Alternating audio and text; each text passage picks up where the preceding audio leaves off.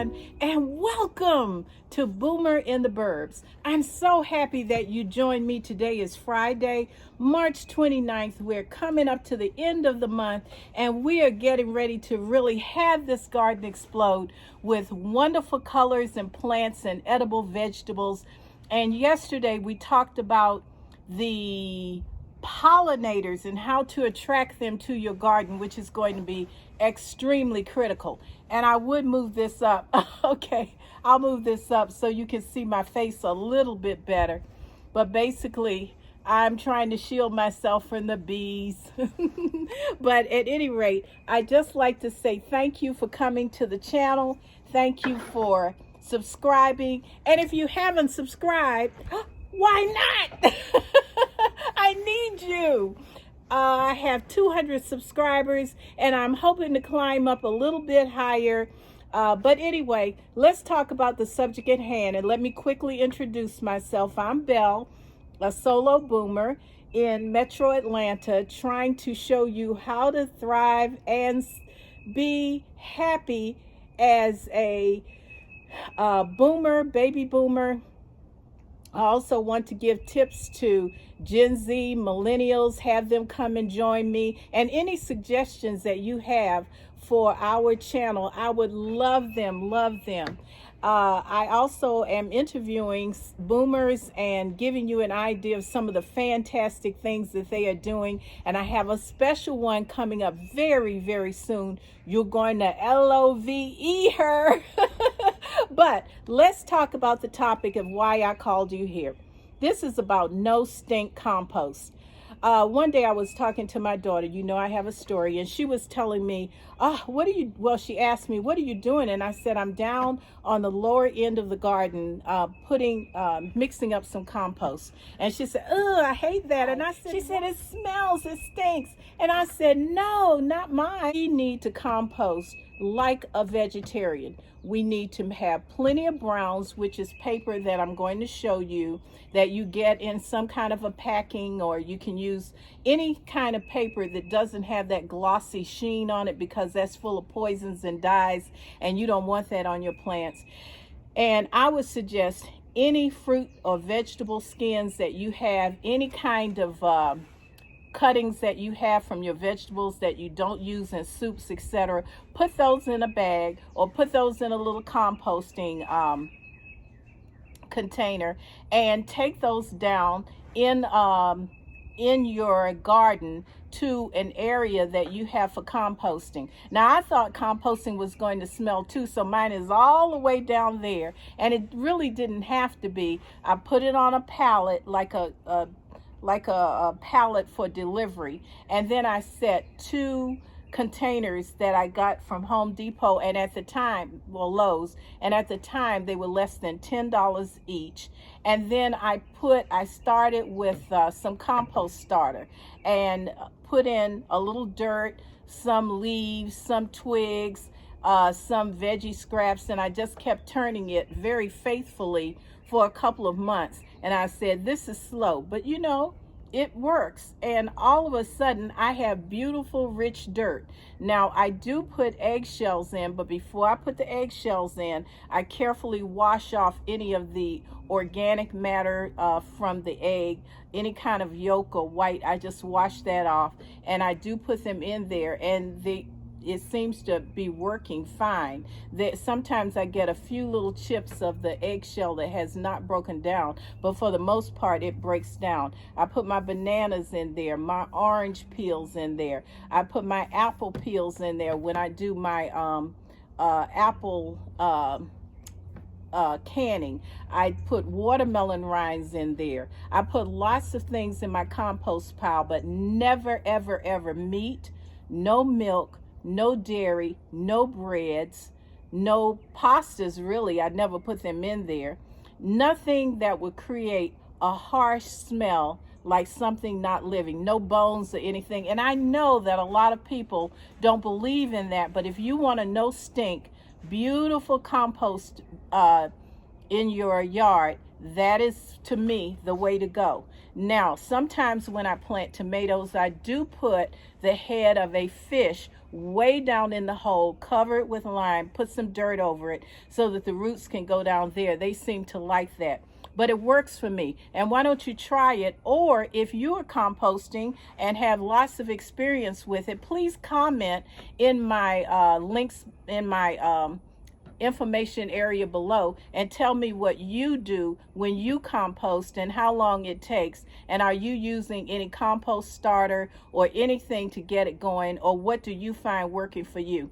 I think you need 2 pieces of equipment. I use a hoe and a pick and sometimes a shovel, and I just go in there and just turn it over and over again, and I keep it covered because once I put paper in it, organic matter started to go in. I usually wet it down so that it's just moist, not soaking wet. But I'll show you how I do that. That's what you need to start, because composting is gold, and it will really give your plants, especially your vegetables, especially the things that you grow in the garden, a boost. And you can start a composting area on a balcony. You don't have to have a big yard. You don't have to have a field. None of that. You can start your composting, and you don't need to fill up containers with compost. It can be mixed into your regular soil that you have when you pot plants. And here are the closed bins. Let's take a look. The composting on this side is ready to go up under my plants. The composting on this side, I just pushed some kitchen scraps from out of my home. I didn't really do it as quickly as I needed to get them out of the house, but I brought them in this plastic bag and I put them in this side of the composting bin. This is where I'm going to start anew. So I'm going to hoe up and try to get that ready. This is the side that I'm pulling from for my garden 2024. Now I'm going to talk to you just quickly about why my compost bin does not stink. And it does not stink because I treat it like a vegetarian bin. I only put this kind of paper in it. This is like wrapping paper from Amazon, and I put fruits and vegetables, and I do put eggshells in them, but to keep down any smell, I wash the eggshells and then put them in there, and then put the paper in there, and then sometimes I'll get old flower pot dirt and stick in there too. But I'm going to work on this a little bit, and then I'm going to explain to you how you can have a no stink compost bin very quickly. Do not put in cheese. Do not put in eggshells that have not been washed. No meat products, no dairy products, no milk. Some people just say throw everything in there. And of course it will decompose, but it will be smelly as I don't know what. This smells just like earth, like rich dirt that you get from any place that you have, like Home Depot or Lowe's. And once I finish adding the paper that I'm going to put into this one, then I'm going to put a garden hose on it for a little bit and turn it more often than I have been in the last month or so, because it's been neglected. But this one is ready to pull from, and this was just started the same way with kitchen scraps and leaves and very little grass. I didn't put any grass in it this year, but this will be my side by side, and then I'll add the water. Okay, here we go.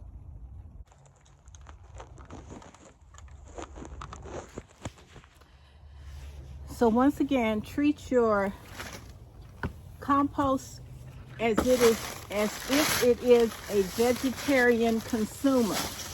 And you use the paper, you use scraps from the kitchen, but no milk, no cheese, no dairy.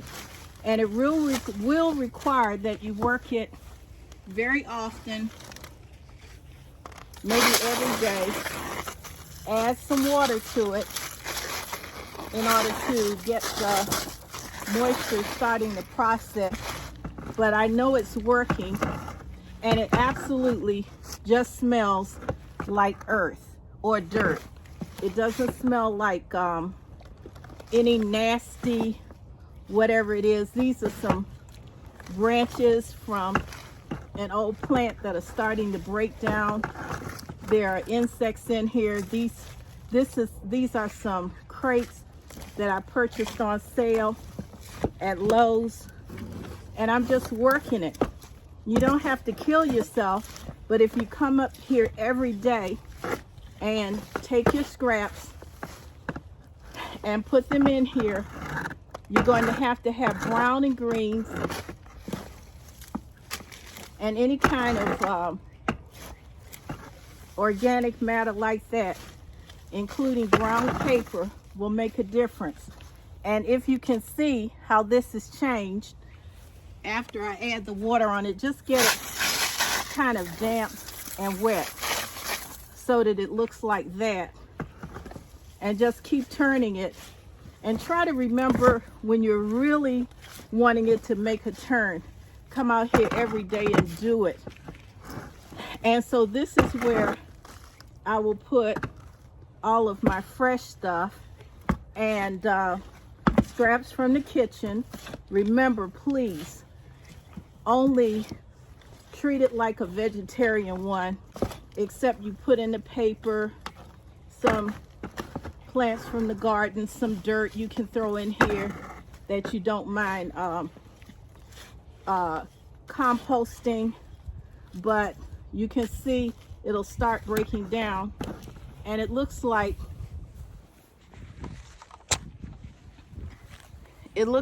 this.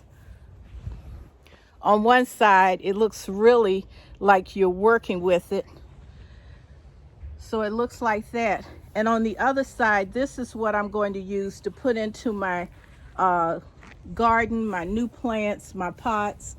And you can see the size of this, the holes are drilled into it, and I keep mine covered so that I can control the wetness. So you can see the difference, and this is what it looks like when I've added a fresh bag of garden scraps, or also not just garden scraps, but when I have watermelon rinds, I throw them in there too. But this gives you an idea of how it looks, and this is how you develop a no stink compost. I promise you, you will be very happy with it. Does it take time? Yes. I've been developing this one for about 6 months. This one I just kind of started in the winter, but I've already pulled some compost from this one. So the covers are right there, and I keep them locked down. So this is all I have to this is it for now. This is it for now. Thank you for coming to look at my no stink compost method. And just remember that I love you. I love you. That's why I'm here, and I want you to be inspired to start and make your own compost. It doesn't have to be a big pile. It can just be a small pile. But start with something, and you will be very, very happy you did, because it will be organic. It will be yours. It will be what you've developed, and you will be very proud. All right. I hope you've been inspired to start it. Bye-bye. Thank you. Come back.